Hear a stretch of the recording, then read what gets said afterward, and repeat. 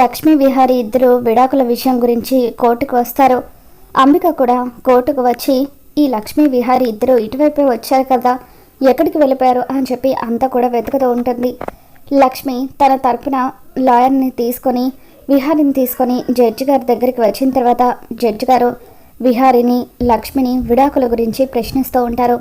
మీ తరపున వాదించడానికి లాయర్ రాలేదేంటి అని జడ్జి గారు విహారీని అడుగుతూ ఉంటే అప్పుడు విహారీ నా కేసుని నేనే వాదించుకుంటాను అని చెప్పి అంటూ ఉంటాడు.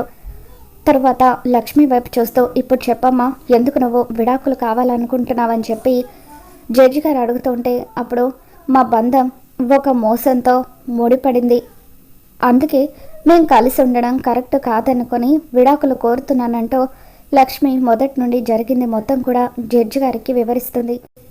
నేను ఆయనతో ఉంటే ఆయన సంతోషంగా ఉండలేవరు, అందుకే విడాకులు కోరుతున్నాను, ప్లీజ్ జడ్జి గారు దయచేసి మాకు విడాకులు ఇప్పించండి అని లక్ష్మి జడ్జి గారిని అడుగుతూ ఉంటుంది. ఇకప్పుడు మీరేమంటారని విహారీ వైపు చూసి జడ్జి గారు అడుగుతూ ఉంటారు. అప్పుడు విహారీ తను నాతో ఉంటే నేను సంతోషంగా ఉండనని తను అనుకుంటుంది, కానీ నేను సంతోషంగా ఉండాలంటే తను నాతో ఉండాలి జడ్జి గారు, కాబట్టి దయచేసి మా ఇద్దరికి విడాకులు ఇప్పించకండి, నాకు డైవర్స్ వద్దు అని విహారీ అంటూ ఉంటాడు. అప్పుడే అంబిక అటువైపుగా వస్తూ ఉంటుంది.